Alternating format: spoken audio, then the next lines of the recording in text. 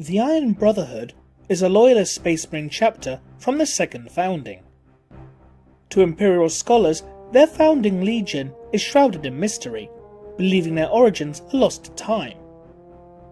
The truth, however, is far more complicated. The true story of the chapter's origins begins during the Second Founding in the year 21M31. An Adeptus Mechanicus Explorator fleet was conducting a survey of the Segmentum Obscurus when their Olga arrays picked up a distress beacon. Homing onto the beacon, the fleet was shocked at what they discovered. Adrift in space, the fleet had discovered a battle barge that had been reported lost in a warp during the Great Crusade. To their alarm though, the ship belonged to the Iron Warriors Legion, who had turned traitor during the Horus Heresy. All spec scans showed no signs of activity on the ship, but did not board the ship until representatives from the Inquisition had arrived. It wasn't too long until representatives of the Ordo Malleus and Ordo Hereticus arrived with their support fleet. Guns were trained upon the battle barge as they began to conduct a thorough inspection and investigation of the ship. The ship's servitors were damaged beyond repair of any of the tech priests, and all the Legion's serfs were dead as well. Their injuries were not chaos inflicted, but appeared to be trauma from an emergency stop during warp travel. On the fourth day of inspection came the biggest discovery. Laying within row after row of stasis cells were 500 Astartes of the Iron Warriors Legion. The agents began an extensive investigation of purity, a process that would take 5 years before they were deemed untainted. After the threat of Chaos Taint was eradicated, they decided to awaken the slumbering warriors from their rest. Disoriented at first, the Space Marines no doubt had questions for their would-be rescuers, but in turn they were asked one simple question: what happened? Their ship was in warp transit to the world of Guggen to assist with the eradication of the Hrud infestation on that world, when a warp storm knocked out their warp drive and caused their battle barge to make an emergency stop back into real space. The sudden shock of being stopped so quickly had killed almost all the serfs and servitors on board. The Astartes, surviving with their augmented abilities, decided to send out a distress beacon and then went into stasis sleep while they waited for rescue. Unfortunately, none came, and the remaining serfs succumbed to their sustained injuries from the stop. The ship's log had confirmed their story as well. Of course, the Iron Warriors survivors had many questions. Was the Great Crusade a success?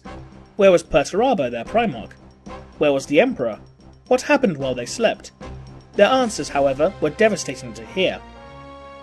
They listened in shock as they were told and shown the events of the Horus Heresy, their Primarch and brother Iron Warriors turning traitor, and witnessed the atrocities committed on the Istvan system and the Emperor's final battle with Horus. When the Astartes asked of Perturabo's whereabouts, or they would say that he was last seen with his traitor legion heading into the Eye of Terror. After hearing these great revelations, these loyalist Iron Warriors wondered what their options were now. None of them wished to reunite with their Primarch. They asked the Inquisitors what was to become of them now. The Inquisition saw this as a great opportunity, as the Codex Astartes had just been drafted by Rabute Guilliman, and the Second Founding was underway. A new chapter could easily be established out of the Loyalists, who would know the enemy's tactics inside and out. They spoke with the senior officer of the Astartes, and he called his warriors together and gave them the following speech. "Battle brothers, hear me. It is true, what we have heard.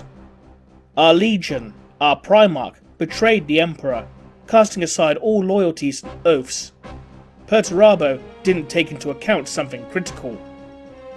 That we, the last 500 loyalist Iron Warriors, still live. We have been given an opportunity to continue to serve the Emperor as before. But to do so, we must shed our identity as a legion and forge a new chapter. This day, we are Iron Warriors no more, but an Iron Brotherhood, free from Perturabo's grip of fear. We will forge our new destiny, and should we come across our father brothers or the Primarch himself, we shall unleash the vengeance of our fallen brothers, whose loyalty stayed true. What say you, my Iron Brotherhood?" At once, every Astartes present raised their fist in absolute agreement. The Iron Brotherhood was born, and with this, the Inquisitors went back to work establishing a chapter fleet for the newly formed chapter. The battle barge they had been discovered on was retrofitted to remove all traces of Iron Warrior's iconography and names. The ship itself was rechristened the Iron Avenger, which would serve as their fortress monastery.